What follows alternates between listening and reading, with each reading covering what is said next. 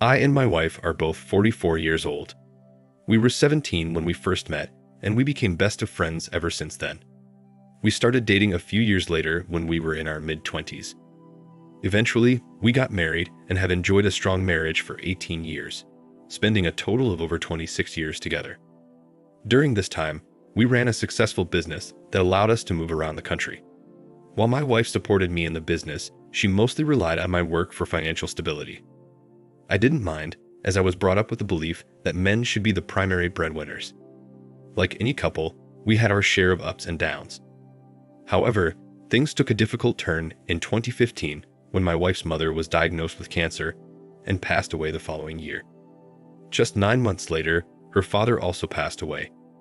In addition to these personal losses, our business faced challenges, and by late 2019, it ultimately failed, leading us to file for bankruptcy in early 2020.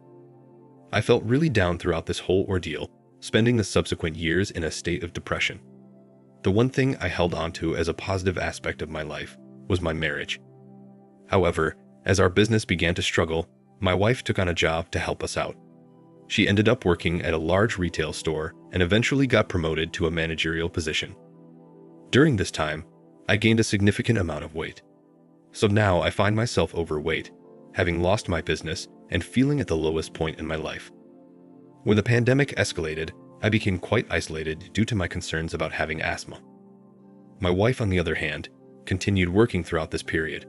She started working late hours, and on her days off, she would frequently go shopping at Target, which, considering the lockdowns, should have raised some red flags.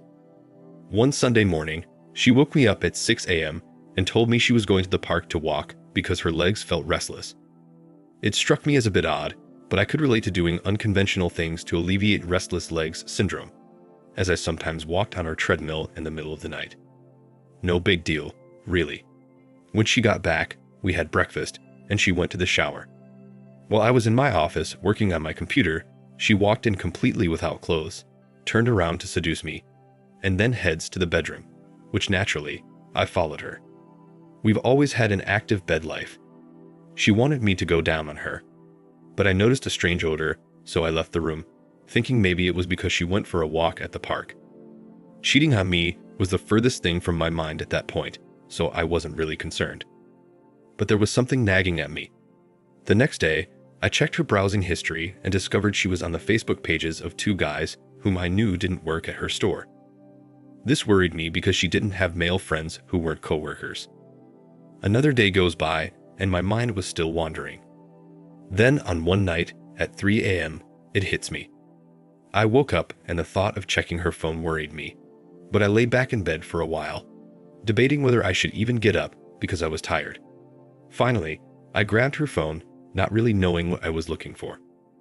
Almost instantly, I saw Snapchat, which I didn't even know she had. She had 3 male friends, 2 of whom I saw her checking out on Facebook, and a guy she worked with. When she woke up, she asked if I'm okay, but I directly asked her if she was cheating on me, and she denied it. We talked for a few hours, and during the conversation, I discovered that I could download her Snapchat history, so I locked myself in our bathroom and proceeded to do so. She pleaded with me not to, admitting that she indeed cheated on me. At that instant, I felt my whole life shatter into pieces. I felt like she abandoned me at my lowest point when I needed her the most. She denied this, but the facts spoke for themselves. She threw it in my face that she's the one supporting us now, as if she forgot the first 17 years of our marriage when she didn't have to work and could shop freely. Oh, and now she claims she's not materialistic. Well, both of these guys are broke losers. One even borrowed money from my wife, but I'll get to that later. The other one lives in a rundown trailer owned by a relative, because his credit is so terrible, so he couldn't rent his own place. He has also been arrested for DUI more than a few times. I then messaged both guys on Facebook, calling them worthless, and informing each of them about the other. Funny how they were upset that she was cheating on me with other people besides them. One of them didn't respond, but the one who borrowed money from my wife now wants to fight me. Later on, I later found out that he was obsessed with fighting me, and kept telling my wife that he wanted to fight me. Then he gave her one more piece of news. He told her that he would not pay her back. With my head spinning from these events, I knew I needed help. I reached out to my old buddy, who happened to be a lawyer. He and I had been thick as thieves back in the day. Our parents were best pals, and we pretty much grew up together. Many of our best childhood memories involved running wild in our neighborhood and hanging out together throughout our teen years. It felt surreal turning to him now in such a grim situation. What floored me was his response. Knowing my financial struggles, he offered to help me out for free. It was an overwhelming moment. I hadn't expected such generosity, especially not in these tough times, so I worked with my lawyer friend to get all my ducks in a row. We had to carefully gather evidence of the infidelity, which was more emotionally taxing than I had anticipated. Every message I read was a fresh wound in my already hurting heart, but I calmed myself knowing that this was crucial for the legal process. With my friend's help, we meticulously compiled everything: text messages, phone call logs, social media interactions, into a comprehensive dossier. The more I delved into it, the more I realized how deep the betrayal went. It was evident that this affair wasn't a sudden mistake, but rather a calculated series of actions that spanned months, maybe even longer. Now the objective wasn't merely getting a divorce, but also ensuring I retained my assets. You see, the house we lived in was something I'd worked my butt off for. It was more than a property. It was a symbol of the sweat and tears I poured into our now bankrupt business. The last thing I wanted was to lose it. Fortunately, my friend was a real pro. He guided me through the process, explaining how to protect my rights to the house and other properties we owned. He was there for me not just as a lawyer, but also as a friend, providing emotional support during the turmoil. Within a few weeks, we had everything ready. We moved swiftly and served my wife with divorce papers. She was completely taken by surprise. She had no inkling of what was coming her way. I wish I could say I felt remorse seeing her in that state, but all I felt was a grim satisfaction. As the reality of the situation dawned on her, she went into hysterics. She fell to the ground, sobbing uncontrollably, but I didn't flinch. I had already spent too many nights crying over her betrayal. It was time for her to feel the pain. When she realized she was about to be homeless, with no savings or financial security, the real panic set in. She tried pleading with me, begging me to reconsider, but I had made up my mind. She had made her bed, and now she had to lie in it. Everything happened so quickly after that.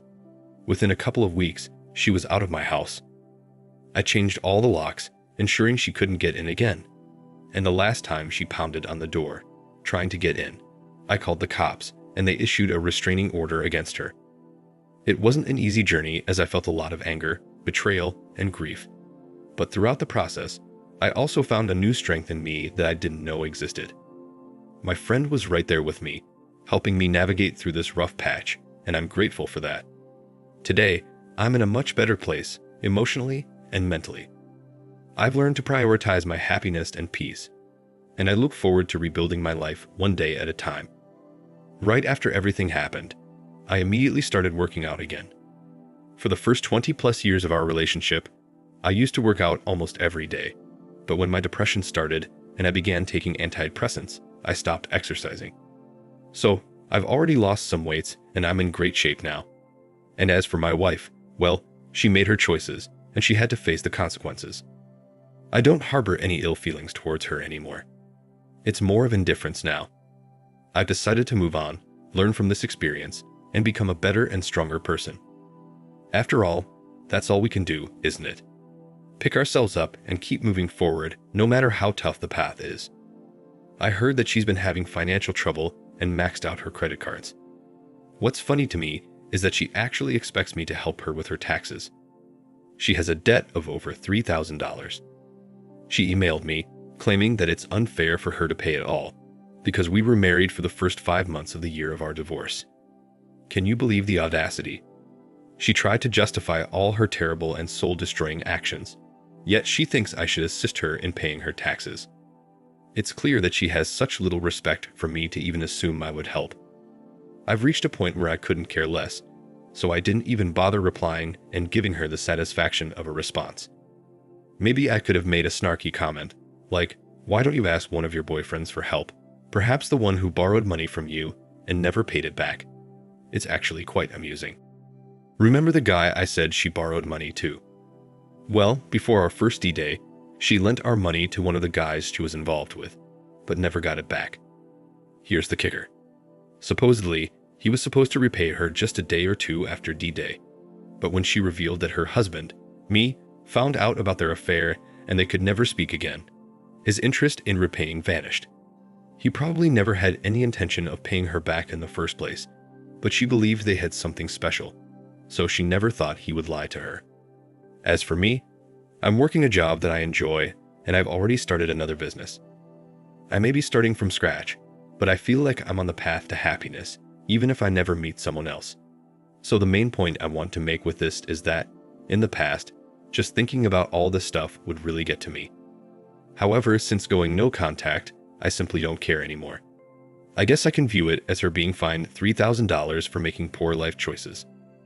Thank you for watching. Like, comment, and subscribe if you enjoyed the video. Until next time, I'll see you again. Take care.